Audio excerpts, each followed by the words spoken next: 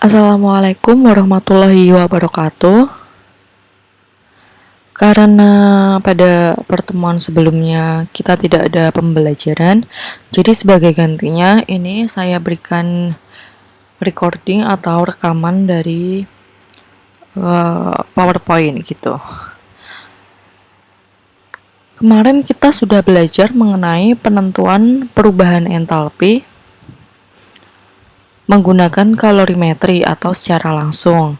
Nah, hari ini kita akan belajar mengenai penentuan perubahan entalpi, tapi tidak menggunakan eksperimen, namun menggunakan perhitungan atau secara tidak langsung. Jadi nanti kita akan belajar cara menentukan perubahan entalpi menggunakan hukum Hess, kemudian menggunakan delta H0F atau delta H pembentukan standar, dan juga menggunakan data energi ikatan.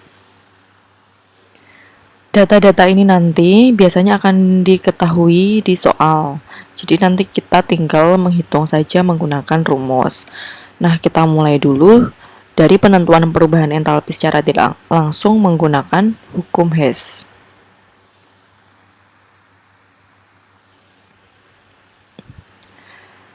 Prinsip pada penentuan perubahan entalpi menggunakan hukum Hess adalah bahwa perubahan entalpi itu hanya bergantung pada keadaan awal dan keadaan akhir, tidak bergantung pada jalannya reaksi. Maksudnya adalah seperti ini. Misalkan ada reaksi A membentuk C. Di sini A itu adalah keadaan awal, sedangkan C adalah keadaan akhir. A itu merupakan reaktan atau reaksi yang kemudian akan membentuk C, sehingga C itu merupakan produk atau hasil reaksi. Reaksinya dapat dituliskan sebagai A membentuk C. Dalam proses reaksi A membentuk C, ternyata disertai delta H atau perubahan entalpi atau kalori yang terlibat sebesar dengan harga delta H1. Dari diagram ini kita dapat tentukan bahwa siklus pembentukan zat C itu bisa dengan dua cara. Yang pertama adalah cara langsung. Cara langsung itu ya dari keadaan awal langsung membentuk keadaan akhir, yaitu A langsung membentuk C disertai dengan entalpi dengan harga delta H1. Kemudian bisa juga dengan cara tidak langsung. Apa itu cara tidak langsung?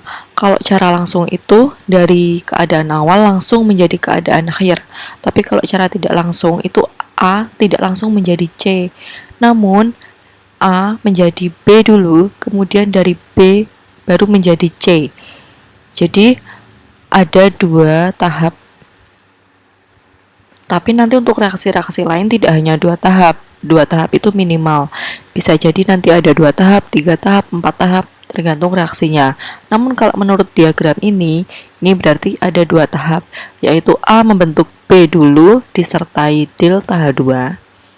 Kemudian tahap keduanya adalah baru B membentuk C disertai dengan delta H3. Baik cara langsung maupun secara tidak langsung, sebenarnya nanti hasilnya adalah sama.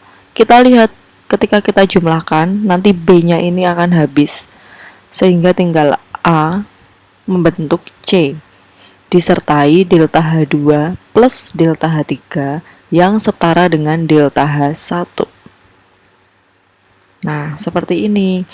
Oleh karena itu, hukum Hess itu prinsipnya tidak bergantung pada jalannya reaksi delta H-nya itu, entah itu melewati 2 tahap, 3 tahap, 4 tahap. Yang dipentingkan di hukum Hess ini prinsipnya adalah bahwa hanya bergantung pada keadaan awal dan keadaan akhir saja, gitu. Untuk diagramnya dapat kita lihat seperti ini.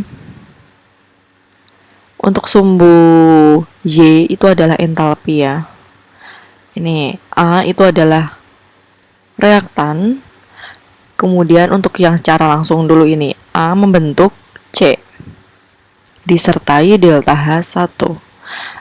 Kemudian untuk cara tidak langsungnya, dari A melewati B dulu. A membentuk B disertai dengan delta H2, kemudian B baru membentuk C disertai delta H3. Bisa dipahami ya? Lalu untuk contoh soalnya, misalnya ada contoh soal seperti ini. Perhatikan reaksi-reaksi di bawah ini. Ini ada 3 reaksi. Sesuai hukum Hess, hubungan yang benar antara X, Y, dan Z untuk reaksi pembentukan standar CO2 adalah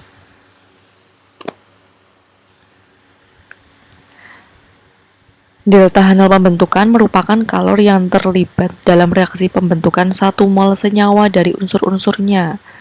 Sehingga reaksi pembentukannya itu adalah C atau karbon bereaksi dengan oksigen membentuk karbon dioksida disertai pelepasan energi atau pelepasan kalor sebesar min X kilojoule. Nah, berdasarkan hukum Hess, reaksi tersebut dapat dikembangkan menjadi 2 tahap reaksi atau dapat dipecah menjadi 2 tahap reaksi, yaitu tidak langsung dari C plus O2 menjadi CO2, namun ada 2 tahap. Yang pertama adalah C bereaksi dengan setengah O2 dulu, membentuk CO dulu. Baru kemudian CO ini bereaksi dengan setengah O2 lagi, barulah bisa membentuk CO2. Kalau reaksi yang tahap pertama delta H-nya min Y, reaksi yang kedua delta H-nya min Z. Nah, lalu tinggal kita gabungkan saja. Menurut hukum Hess, delta H0 hanya bergantung pada keadaan awal dan akhir reaksi. Dengan demikian, delta H0 pembentukan CO2 dapat ditentukan dari 2 tahap reaksi tersebut. Tinggal kita jumlahkan saja antara tahap reaksi kedua dan tahap reaksi ketiga supaya menjadi tahap reaksi pertama. Jadi kita jumlahkan supaya bisa menjadi reaksi yang cara langsung. Cara langsung itu adalah yang reaksi pertama tadi, yaitu C plus O2 menjadi CO2. Kemudian tinggal dijumlahkan saja. Min X sama dengan min Y min Z kilojoule. Nah, untuk mempelajari hukum Hess ini, karena waktu kita terbatas, yang penting kalian adalah latihan mengerjakan soal yang banyak. Kalian bisa cari dari buku paket yang sudah dipinjam dari perpustakaan. Kemudian, jika ada yang mau ditanyakan atau didiskusikan, bisa melalui Google Classroom.